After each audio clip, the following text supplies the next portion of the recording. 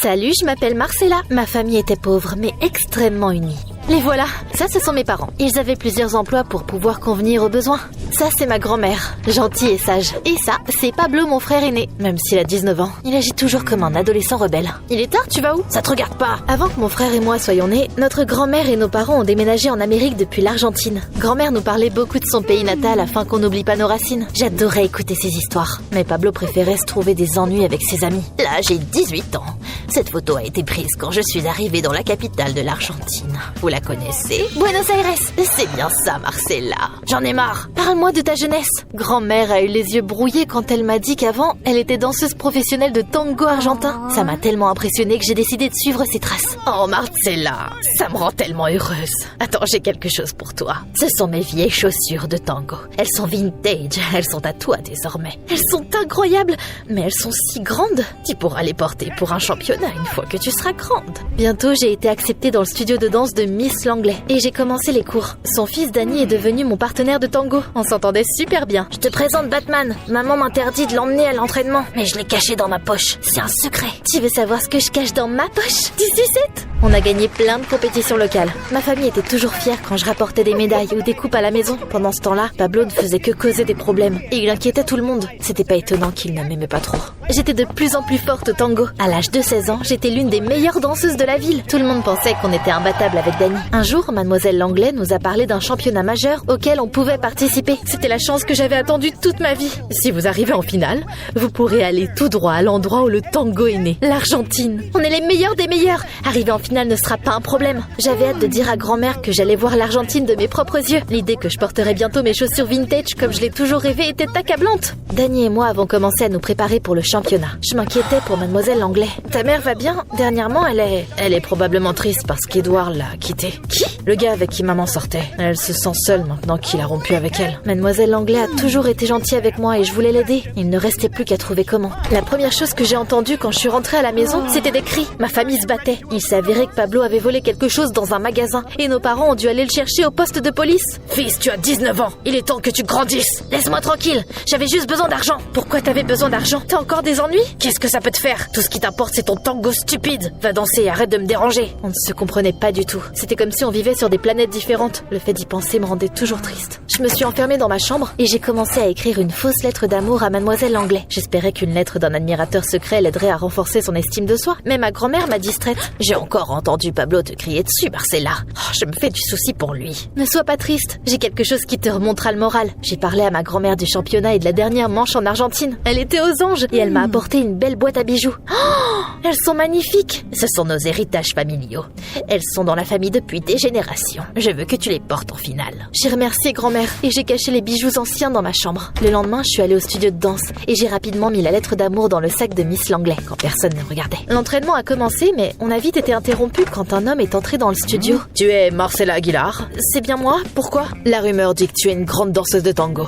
Moi aussi. Si on se met ensemble, personne ne pourra rivaliser avec nous dans le championnat à venir. J'ai déjà un partenaire? Qui, ce loser? Laisse tomber. Je préfère te jeter une chaise au visage. Waouh, t'es fougueuse. N'oublie pas, j'obtiens toujours ce que je veux. Je te veux comme partenaire de tango et ça veut dire que tôt ou tard, tu seras à moi. Après avoir fait une scène, ce crétin arrogant est enfin parti du studio. Mademoiselle Langlais est venue vers moi, l'air inquiète. Tu sais qui c'était? Il s'appelle Lester King et ses parents sont des gens très riches. C'était probablement la première fois que quelqu'un était impoli envers lui. J'ai un mauvais pressentiment. Je n'ai pas peur de ce prince égoïste. Vers la fin de l'entraînement, mademoiselle Langlais a enfin trouvé la lettre d'amour dans son sac à main. Je pensais qu'elle rayonnerait de bonheur, mais à ma grande surprise, ma prof avait l'air terrifiée en regardant autour d'elle. La lettre que j'ai écrite était si mauvaise que ça. J'ai décidé de réessayer plus tard.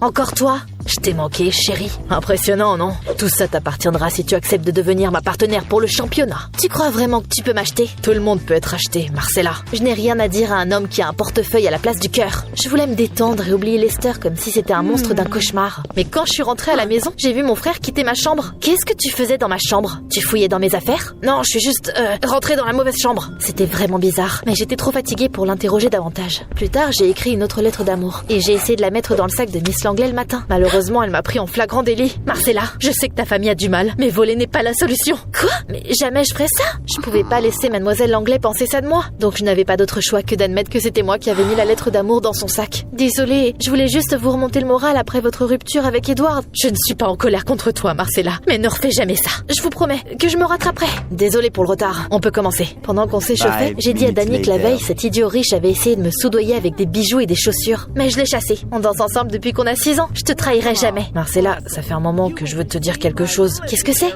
C'est rien, ça n'a pas d'importance. Entraînons-nous alors. J'ai hâte d'arriver en finale. On s'est entraîné jusqu'à ce qu'on ait envie de s'effondrer. J'étais sur le point de rentrer à la maison quand mademoiselle Langlais est venue me voir. Marcella, tu m'avais promis de te racheter. Tu le pensais vraiment? Bien sûr, je ferai n'importe quoi. Je viens de recevoir un appel de quelques riches amis à moi. Ils m'ont invité à dîner. Je voulais amener Danny, mais il sera occupé demain soir.